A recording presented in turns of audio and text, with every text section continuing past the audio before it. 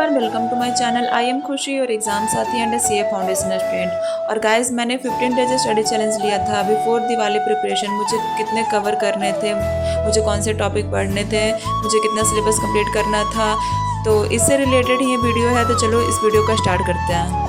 तो गाइस, मैं आपको बताना चाहती हूँ कि मेरा डे 9 तो बहुत अच्छे से गया। मैंने आपके साथ वीडियो भी शेयर किया। मैं जिस दिन जो भी चैप्टर पढ़ रही थी वो सारा चीज आप लोग के सामने मैं शेयर कर रही थी।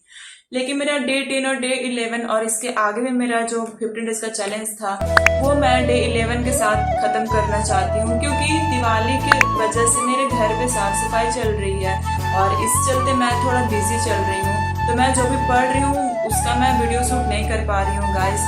और ना मम्मी का हेल्प भी करना पड़ जा रहा है मुझे दिवाली की वजह से। ऐसे तो अकेले छोड़ नहीं सकती हूँ ना, तो इसीलिए।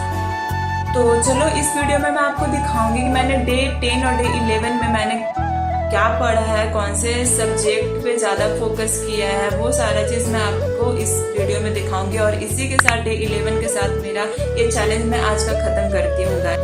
मैंने ना डे 10 में कंपनीज एक्ट को उठाया था। मैं सोची कि मैंने सितंबर वाला एग्ज़ाम दिया है। जिनको नहीं पता उनको मैं बताना चाहती हूँ कि मैंने सितंबर 2025 फाउंडेशन वाला एग्ज़ाम मैं दी थी।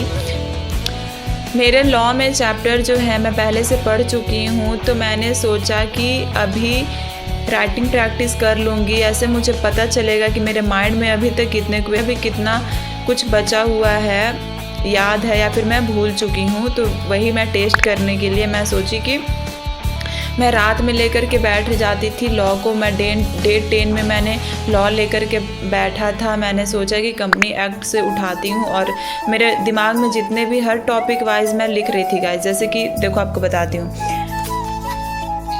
जैसे देखो कॉर्पोरेट विल, मैंने एक टॉपिक उठाया कॉर्पोरेट विल का और उससे रिलेटेड जो क्वेश्चन होता है उस क्वेश्चन को ली और अपने हिसाब से आंसर लिखना चालू कर दिया।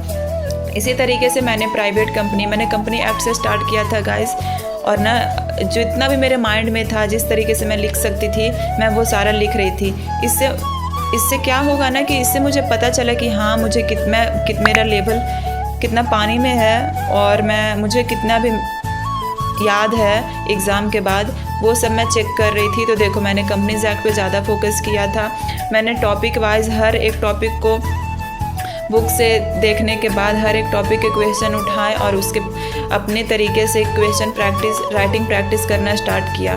तो ये था मेरा कंपनीज एक्ट का। देखो सेक्शन 8 कंपनी क्या होता है, मैं पहले टॉपिक पढ़ ली, उसके बाद फिर मैंने क्वेश्चन लिया और क्वेश्चन लेने के बाद मैं अपने तरीके से राइटिंग प्रैक्टिस करने लगी थी। क्योंकि ना गाइस लॉ में राइटिंग प्रैक्टिस करना बहुत ही ज़रूरी होता है। मैं लेक्चर, आप लाख लेक्चर देख लो, टीचर का लेक्चर देख लो, और ना टीचर के साथ साथ अगर आप क्वेश्चन को सॉल्व करते हो, खुद से अपने तरीके से क्वेश्चन को नहीं ना लिखते हो, तो वही प्रॉब्लम हो जाता है एग्ज़ाम के टाइम में। मैंने ये सीखा कि मैं क्या करती थी कि मैं ना टीचर पर निर्भर ज़्यादा हो जाती थी गाइस। मतलब कि ना मैं वेट करती रहती थी कि कब टीचर का लेक्चर आएगा कि मैं सर के साथ ही क्वेश्चन को सॉल्व करूँगी। तो इसलिए मुझे एग्ज़ाम में प्रॉब्लम फेस करना पड़ा कि अपने तरीके से अगर मैं लिख रही होती घर पे तो शायद मैं एग्ज़ाम के टाइम पे वो चीज़ कर लेती। तो मुझे ये चैलेंज में मुझे सीख मिली है। इस चैलेंज को लेकर के मैंने जब राइटिंग प्रैक्टिस करना स्टार्ट किया, कंपनीज एक्ट को करना स्टार्ट किया, तो मुझे ना अपने अंदर का मेरे अंदर जो कमज़ोरी है, ठीक है, कि मैं कहाँ पे फंसती हूँ लिखने में, वो सारा चीज़ मैंने नोटिस किया गाइस। और देखो मैंने बहुत सारे क्वेश्चन किए हैं, हर एक टॉपिक मैंने उठाई थी, हर एक टॉपिक का मैं क्वेश्चन प्रैक्टिस की हूँ गाइस। और अब देखो डोरमेंट कंपनी क्या होता है, पब्लिक फाइनेंशियल इंस्टीट्यूशन क्या होता है, ऐसे करके। तो ये था मेरा कंपनी वाला। उसके बाद फिर मैंने डे 11 में क्या किया कि मैं डे 11 में मैं सोगा उठाई थी। सोगा से क्या, देखो सोगा में कैवेट इम्पेटर वाले टॉपिक उठाए, उससे रिलेटेड ड्यूटी ऑफ बायर क्या होता है अकॉर्डिंग टू कैवेट इम्पेटर, उसके रिलेटेड मैंने क्वेश्चन सॉल्विंग करना स्टार्ट किया, प्रैक्टिस करना स्टार्ट किया। तो बेसिकली मैंने ना इन 2 दिनों डे 10 और डे 11 में मैंने ज़्यादा फोकस किया था लॉ के ऊपर, और बाकी सब्जेक्ट मैं नहीं पढ़ रही थी गाइज। हाँ, मैं और बाकी सब्जेक्ट नहीं पढ़ रही थी, मैं सिर्फ लॉ पे ही फोकस कर रही थी। था मेरा डे 10 और डे 11 का।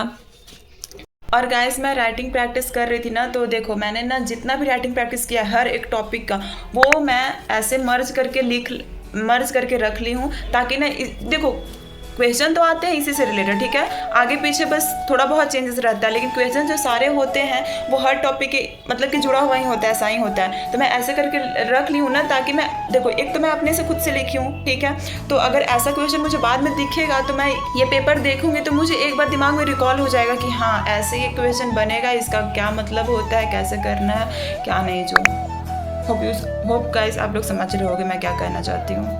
गाइस देखो, मैंने ये था मेरा अक्टूबर में जो कि मैं टारगेट ली थी दिवाली से पहले, मुझे कौन कौन से चैप्टर ख़त्म करने हैं। मैंने जो इसमें तो कुछ ज़्यादा ही टारगेट ले लिया था। देखो, दिवाली से पहले मैं 6-7 अकाउंट्स में करने के लिए भी कंप्लीट यहाँ पे लिखा हुआ है। 4 मैथमेटिक्स और फाइनेंस मैथ में, हाँ लॉ में मैंने इंडियन कॉन्ट्रैक्ट एक्ट को ख़त्म कर दिया है सारा, और इकोनॉमिक्स में मैंने 7 भी लिया था।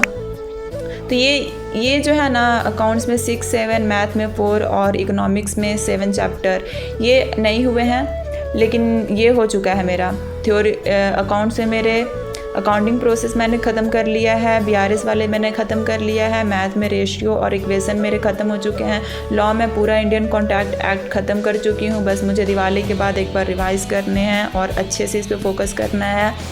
इकोनॉमिक्स में मैंने बिज़नेस साइकिल ख़त्म कर लिया, उसके बाद मैंने 6 चैप्टर भी लिखा हुआ था यहाँ पे, लेकिन मैं 6 नहीं करके मैं चैप्टर 2 पे फोकस की, theory of demand and supply पे, जिसमें मैंने अभी अकाउंट यूनिट 1 एंड यूनिट 2 मैं कंप्लीट कर ली हूँ और यूनिट 3 मेरा बचा हुआ है। तो ये मैं अब दिवाली के बाद या फिर नेक्स्ट ब्लॉग में मैं जो भी जैसा होगा वो मैं आपको दिखाऊँगी। मैंने जो इसमें कुछ ज़्यादा ही ले लिया था गाइज़, ये मेरा नहीं हुआ है, लेकिन हाँ मैंने जितने भी किए हैं मैं उतना में ही खुश हूँ गाइज़ कि मैं इतना कर पाई। तो गाइज़ इसी के साथ मेरा टारगेट होता है ख़त्म। बस गाइज़ ये था मेरा last day of my study challenge.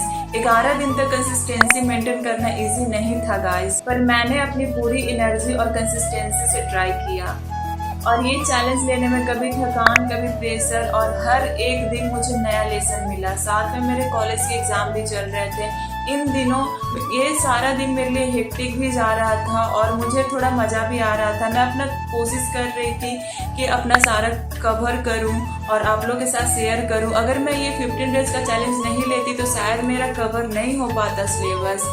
मैंने जितना भी किया मुझे बहुत सेटिस्फेक्शन हो रही है कि हाँ मैंने इतना कंप्लीट किया।